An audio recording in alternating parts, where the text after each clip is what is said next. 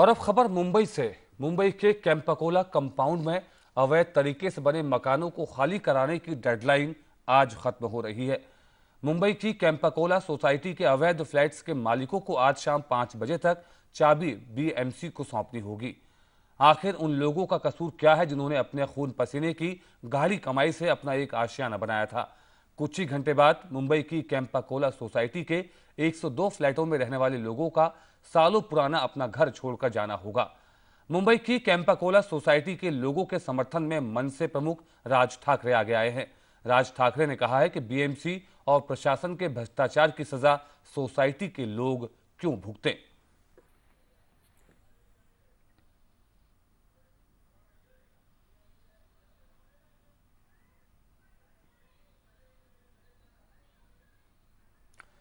और मुंबई के कैंपाकोला कंपाउंड से जुड़ रहे हैं हमारे संवाददाता योगेश। योगेश, आज डेडलाइन समाप्त हो रही है, लोगों को अपने घर खाली करने होंगे। सुप्रीम कोर्ट से भी लोगों को राहत नहीं मिली, सरकार की तरफ से भी कोई राहत नहीं मिली है, लोग आंदोलन कर रहे हैं। क्या हालात हैं और लोगों का क्या कहना है? बिल्कुल नदीम, जो सवाल अभी आप कर रहे थे यही सवाल शुरू से जो यहाँ के रेसिडेंट हैं वो कर रहे हैं कि आखिर इनका कसूर क्या है, क्योंकि इन्होंने सब कुछ जिसको बोलते हैं लीगली किया है, खासकर बीएमसी से हमेशा टच में रहा है, फिर ऐसा क्यों है कि इनको इनके आशियाने से निकाला जा रहा है। मैं आपको बताऊं कि इन्होंने एक 14 पॉइंट्स का एक लेटर भी बीएमसी को दिया है, जिसमें इन्होंने मांग की है कि उनसे ये आश्वस्त इनको किया जाए कि जो आगे से यहाँ जितने भी इलीगल फ्लैट्स हैं उनको डिमोलिश किया जाएगा। इसके अलावा कई महत्वपूर्ण पॉइंट्स हैं जो इन्होंने उठाए हैं। इस वक्त हमारे साथ यहाँ पे सुनंदा वर्मा है, जो ये लड़ाई काफ़ी सालों से लड़ रही है। सुनंदा जी, बताइए कैसा लग रहा है, क्या फैसले का रुख हुआ है, बीएमसी का स्टेप है, कैसे देख रही हैं इनको आप? मैं बिल्कुल, ये करप्शन, केस ऑफ करप्शन है। क्यों बीएमसी और सीएम ने कंटेम्प्ट ऑफ कोर्ट नहीं किया है? जब 6 महीने तक सुप्रीम कोर्ट ने उनको बार बार बोला है कि इनके प्रपोजल्स पे ध्यान दो। लास्ट जजमेंट के पहले भी जज ने बीएमसी ऑफिशियल से पूछा आप इनकी मदद करना चाहते हैं, तो उन्होंने मना कर दिया। तो अब सुप्रीम कोर्ट तब कहाँ गया? सुप्रीम कोर्ट आदर्श के लिए क्यों नहीं है? तो ये लोअर मिडिल क्लास करने को टारगेट करने का, अपनी जेबें भरने का मसला है। आप बताइए, आज आपने ऑर्डिनेंस कर्नाटका में यही गवर्नमेंट ने पास कर दिया। यही गवर्नमेंट जो 100 स्क्वायर मीटर्स के झोपड़े हैं उनको 300 में देने चाहती है। तो हमने क्या गुनाह किया? आप बताइए, क्या हम नागरिक नहीं है, इंसान नहीं है? सुनंदा जी, ये बताइए कि जो चाबी आज देने का एक अल्टीमेटम जो दिया गया है, क्या आप लोग चाबी सबमिट कर रही हैं बीएमसी में को? वो तो सवाल ही नहीं पैदा होता। आप ऐसे बोल रहे हैं कि हम अपना जिंदगी निकाल के दे दें। आप सोचिए, जो आप बोल रहे हैं, जो ये घर है, ये हमारे घर नहीं है, हमारी जिंदगी है। 24 साल से हमने पाई जोड़ के घरौंदा बनाया है, और किसके कारण दे हम? आप बताइए ना, हमारा कसूर क्या है? पूरी फॉर्मेलिटीज देके हमने ये घर बनाया है। बीएमसी जो एक्चुअल परपेट्रेटर है, जो इस पार्ट क्राइम का जो एक्चुअल है, बीएमसी अथॉरिटीज, बिल्डर्स, पॉलिटिशियंस, उनको आपने 1 रुपए का, दे आर नॉट अकाउंटेबल। उनको कटघरे में कोई नहीं लाया है, पर एक आम आदमी को लाया जा रहा है, क्योंकि वो बेहाल है इस भारत देश में आज।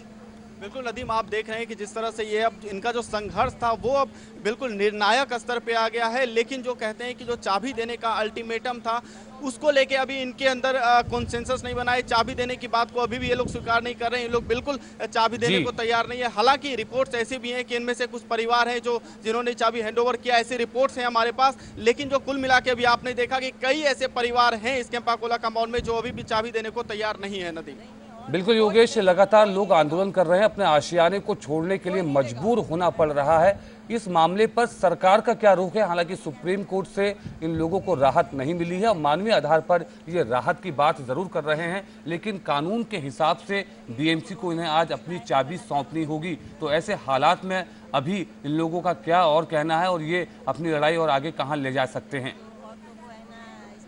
देखिए, इस मामले के 2 पक्ष है। पहला कानूनी पक्ष है, दूसरा राजनीतिक पक्ष है। अगर आप कानूनी पक्ष की बात करें तो जो कानूनी पहल है वो सामने आ चुकी है। सुप्रीम कोर्ट के फैसले से हम सभी अवगत हैं। सुप्रीम कोर्ट ने बिल्कुल किसी भी तरह की राहत से इनकार कर दिया। लेकिन जो दूसरा राजनीतिक पक्ष है वो काफी दिलचस्प हो गया है, क्योंकि अभी हमने देखा कि जैसा कि अभी आप भी बता रहे थे कि राज ठाकरे ने सपोर्ट किया है, राज ठाकरे सपोर्ट है। इसके अलावा लता मंगेशकर ने ट्वीट किया है, जो कि स्वर कोकिला है, जो सेलिब्रिटी है। हम पहले भी कहते आए कि जो सेलिब्रिटीज हैं वो इसमें इन्वॉल्व हो गए हैं। सेलिब्रिटीज चूंकि 40 फैमिलीज का का सवाल है, इसके अलावा बच्चे हैं, युवा हैं, खासकर सीनियर सिटीजन्स भी हैं, तो इन सभी की जो लाइवलीहुड होता है, इनको लेकर लोगों के बीच में एक तरह का ऐसा भी होता है कि जो लोग जहां लंबे समय से रहते हैं, एक तरह से भावनात्मक वहां पे जुड़ाव हो जाता है। तो इन सब चीज़ों को देखते हुए सेलिब्रिटीज़ यहाँ पे इन्वॉल्व है, और जैसा कि मैंने आपको बोला कि लता मंगेशकर ने ट्वीट किया, इसके अलावा कई सेलिब्रिटीज़ हैं जो कि अक्रॉस द ऑल लाइन्स वो यहाँ सपोर्ट में जुटे हुए हैं।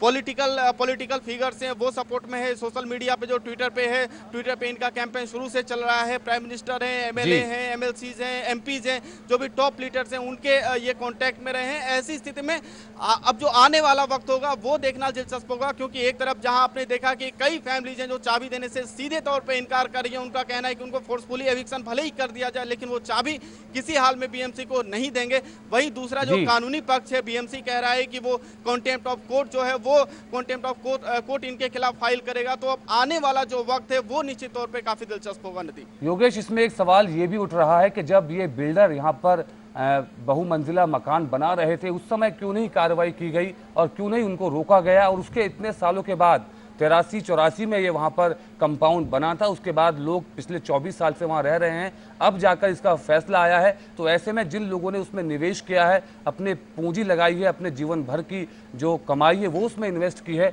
उसके बाद आज उनको ऐसा दिन देखना पड़ रहा है, तो क्यों नहीं पहले ही इस पर कार्रवाई की गई और लोगों के साथ जो ये हो रहा है उससे बचा जा सकता था।